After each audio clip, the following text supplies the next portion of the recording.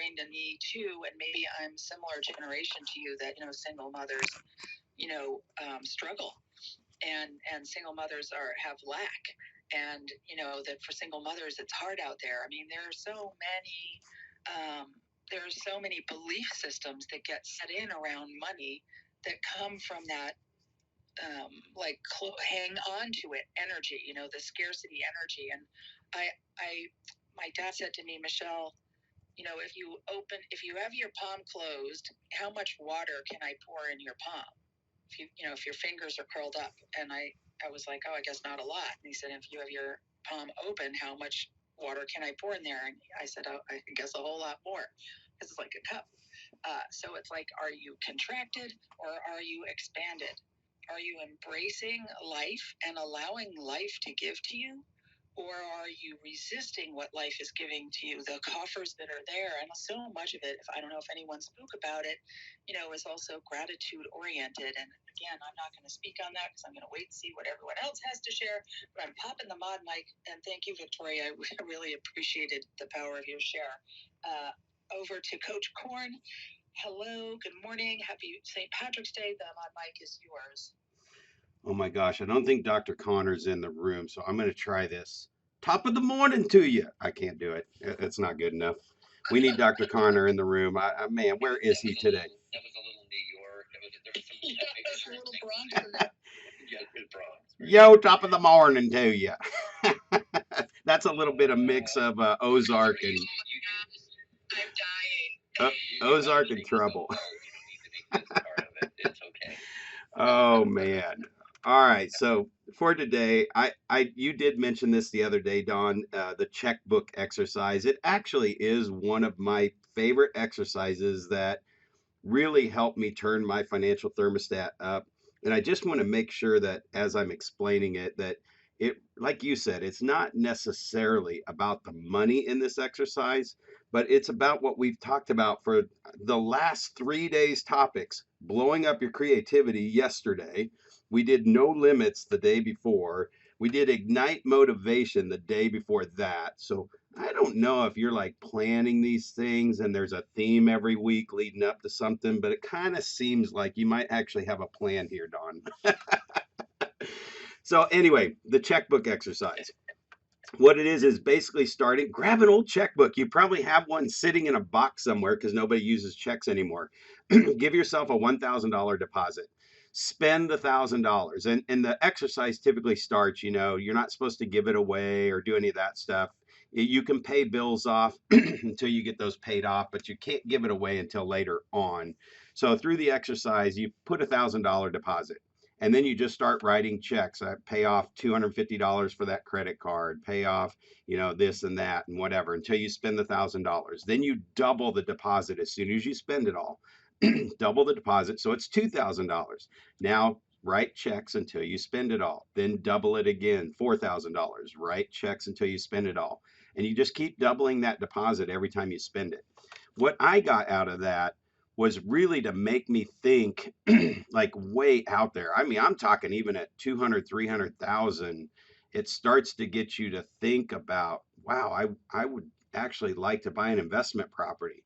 And then when you start hitting the million and the $2 million, it's like, how the heck do I spend this money? I mean, so you just really get you out of into creativity and start thinking about what would you do. It's not necessarily about the money as much in this example, but I kind of think about too. We talk about the thermostat, and oh man, I'm telling you, with 7 kids running through the house and us, and I was thinking of our thermostat. And everybody's resetting the thermostat to different amounts in our house. It's like, that's too hot, it's too cold, it's too hot, it's too cold. And when we think of thermostat, we set it to what we want that comfort level to be. And so when we're talking about the financial thermostat, it is so easy to just make what you need to make it work and keep that temperature zone in that comfortable level. So, I mean, it's funny that we're actually talking about this again, too, because my wife and I just had a thing come up, and ladies, you were sharing about the single mom. I mean, my wife now that I feel so blessed to cross paths with her and have her in my life and be a part of her life. She struggled for 18 years as a single mom raising her 3 kids, and she was a power woman. And right now, we're faced with a situation where I hang around people that talk about financial thermostats, and I'm the dude that just keeps turning the heat up, turn the heat up and move somewhere colder if you have to, whatever you got to do.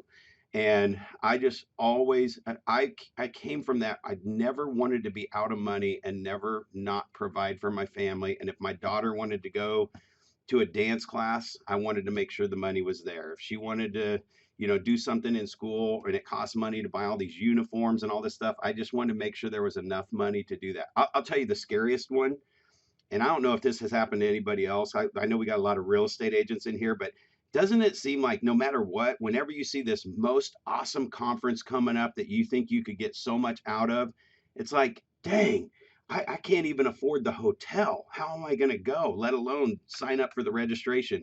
And I'm telling you, it seemed like for years and years and years and years, every time I went to a conference, I literally was going there without a hotel room and I would like shack up with somebody. It's like, somebody's got an extra bed in there. Man, if I could pay for half your hotel room and help you out, you'll help me out. And I always made it to the conferences no matter what. And I would leave home with no money in my pocket. And I didn't know how I was going to get through it, but I would bring back those topics and implement them. So, my point here is on the financial thermostat, be careful not to get stuck in that comfort zone when it comes to financial thermostat. And so for her, she's all about, holding back and earn your money. I'm about provide, provide, provide. And let's just make more money than we need and share it. So just don't get stuck in that comfort zone. Hang around other people who like to turn their thermostat up hot, hot, hot, and just keep going from there. So that's kind of my share today. Hopefully that was helpful for somebody. Yeah, thank you so much for that, Coach Korn. And I missed the checkbook exercise the first time it was said here in this room. I'm usually here. I don't know why I didn't hear it, but I thank you for resurrecting it today, and for that sort of where there's a will, there's a way, and also trust, having faith and trust in yourself. Some part of you, Coach Korn, had faith or trust in yourself, or that decision that you made, that there was going to be a way for yourself to support yourself in that endeavor, and maybe there's that's calling on a subconscious source universe, or maybe you have a relationship with the big God, whatever you call it, doesn't really matter. Sometimes I think, having faith is really important when you want to turn up your financial thermostat. And I don't know if someone said that yet, but I think that moving quickly and more effortlessly towards our desired outcome, one of the ways that we do that is by having that faith and certainty, because otherwise it really does slow us down, right? And it does require allowing other new possibilities to exist, and entrusting yourself in that process to be able to dance with those new possibilities as they show up, as they materialize. So, I just wanted to add that in, and I wanted to say thank you for providing that. And with that, I'm going to move the mod mic down into right back up to me. Oh, sorry, Don. That's okay. So, Michelle, I've got to move out of here today, and I'm sorry that I'm going to miss a lot of people, including you, Ray, that I wanted to hear from. I want to jump back on Coach Korn's checkbook exercise and just give you the big picture sense of it. If you didn't grab it, this, I think, is one of the most valuable exercises you could ever do. And it's, pretending you've got a fake checkbook register a register where every day double the deposits are being given to you. You can't get the deposit unless you spend what's yesterday.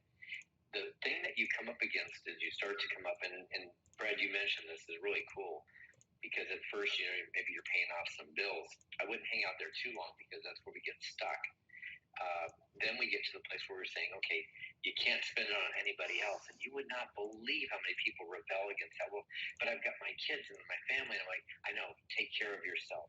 What would you do for yourself?